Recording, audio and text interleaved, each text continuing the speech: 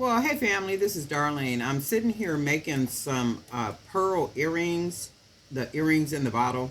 I got an order for 100 of these little dainty babies, and the person only wants the pearl earrings. So I'm making these, and it'll be 100 in the bottle. So that's what I was working on now. So I figured I would just turn the camera on for a minute. And I don't use the wire pins that are pre-made when I make these because that wire is too thin. So I do use the 18 gauge wire. And on each one of them, I generally will put two of the small little pearl beads. I think these are like 6 millimeter. I got these off of uh, Amazon, and I'll put the link where you can find them at. And I think it's like, is it 1,860, 1,860 beads, all different colors? I think that's how many it is. I don't remember. But what I'm doing now is I generally will put two beads. And I think I might even have another video showing how I make these. But I'm doing these today only because this is a new order for 100 of the earrings in the bottle. So I basically just put two of the small pearl beads. I've already rounded it up at the bottom. And then what I do is I take it and then I just bend the wire over so it looks like this. And then I'm going to use my pliers to hold this part of the wire where the ear wire is going to go. So I'm going to hold this, and then I begin to take that long piece of wire and then wrap it around between the two beads. So I wrap it around a couple of times. It's always a little difficult every time I'm videotaping. So let me see if I could just do it with my hand. So I take the wire and wrap it around like so. And then you can see how it's wrapped around the bead. And I'll take it around one more time. And then I'm going to take it up. Look, and this even came apart up here. And I'll just close that back.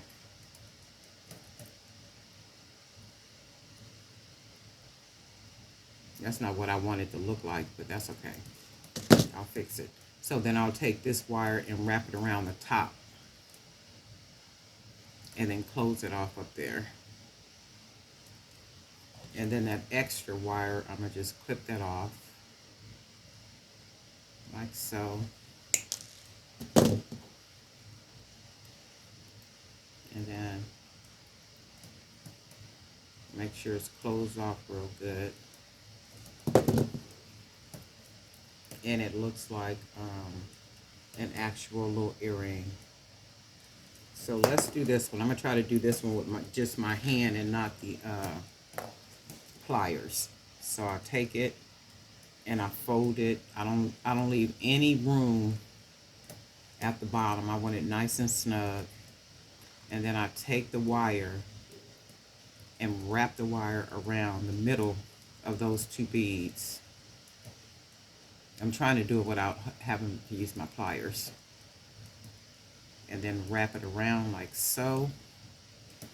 And you can see how that's wrapping around. And I'm going to take it around one more time, holding the top part. And then I'm going to take the wire and wrap it around the top. Let's straighten this out.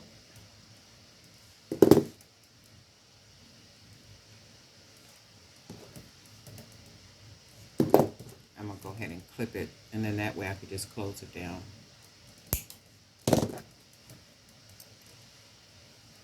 And then I'll just close the wire down right around there.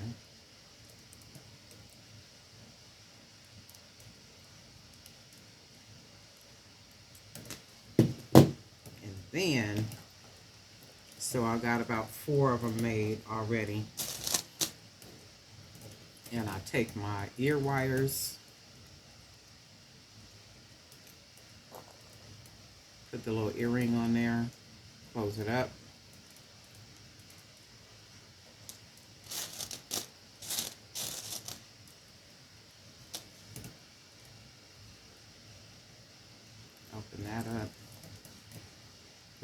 earring on there.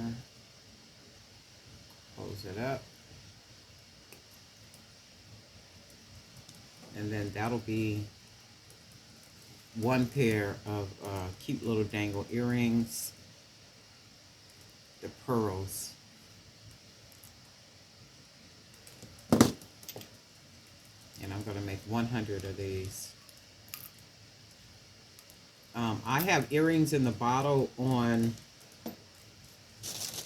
my fair marketplace, but I don't think I have any with the pearls. I think I sold all the pearls out, and the lady has sent me an email via fair asking if there was pearl earrings in the bottle. Because when you look at the pictures, you do see some earrings in the bottle where I got a bunch of them pictured, and you can see pearls in the bottle.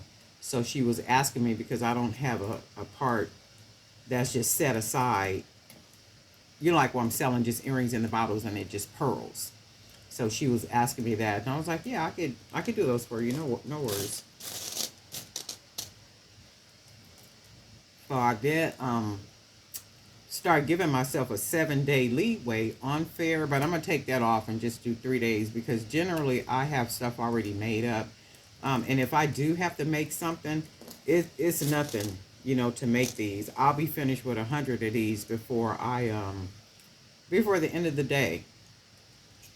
I'll be done with these. And if I have any downtime during the day between now and 7, I'll be making these while I'm working, you know, if I have some downtime.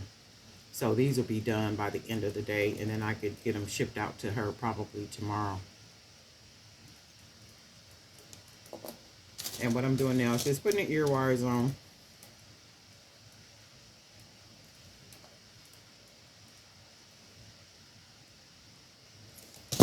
Okay, so this is another, and these are just the regular little pearls, ivory color pearls, or like a butter tone kind of pearls.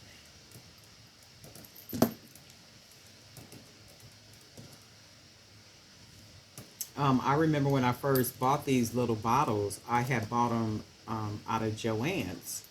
And I remember going in there, and at first they were like always there. And I was like, people must don't never buy these. So I was walking through the store, and I was like, well, what is it that I can use?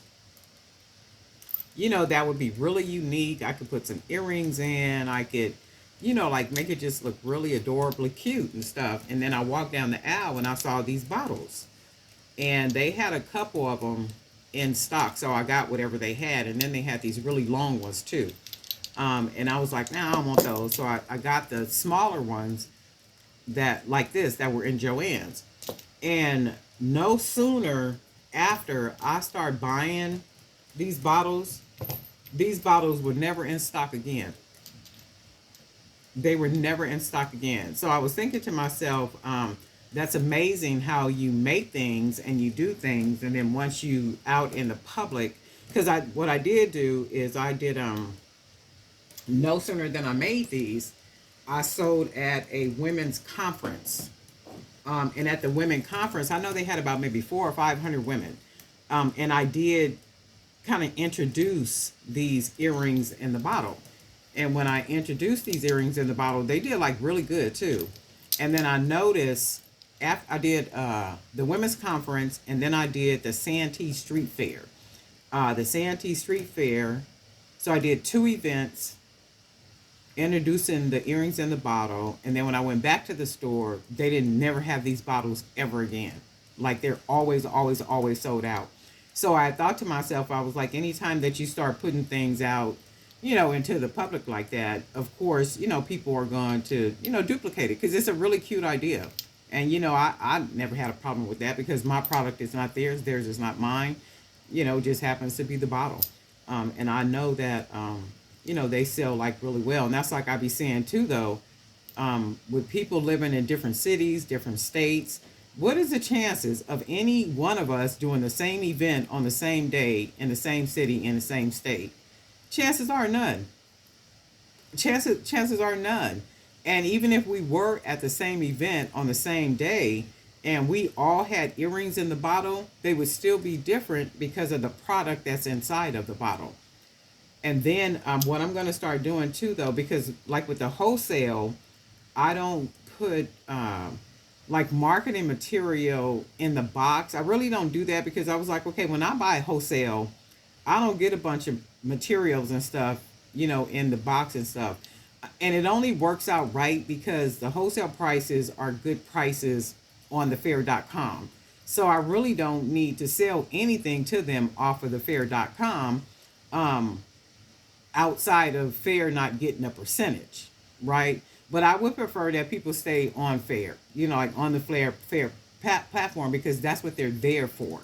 They're there to buy wholesale. They're there to establish relationship with vendors, and that type of thing. So, and that's the thing too. If one of them reached out to me outside of fair and they say, well, hey, I wanted to get 100 of those. Can I get an extra dollar off? I probably wouldn't, because the prices are already really good wholesale prices, and it's like sometimes I think what we do is because we don't want to give up a percentage or something. I'll just sell to you outside of fair and I just make all the money, right? But sometimes you need the platforms. You want to have established relationships and established customers on different platforms and stuff. And that's one reason why I stay on fair and I don't put marketing materials in the boxes.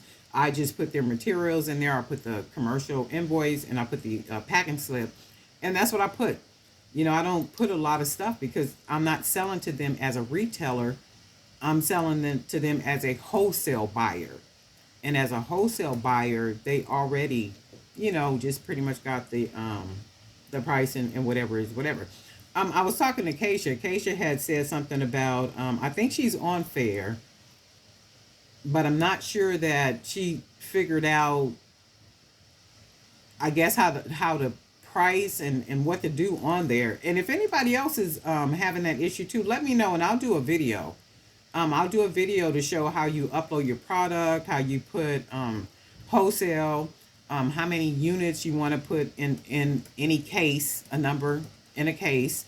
Um, I'll show you like the weight, the length, and all that type of stuff too. And it's really simple and easy to do, but it can seem complicated because it's wholesale.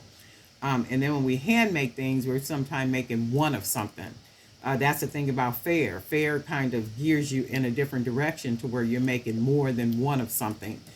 You're making multiple of it, and sometimes it almost has to look exactly the same, almost like these earrings in the bottle, right?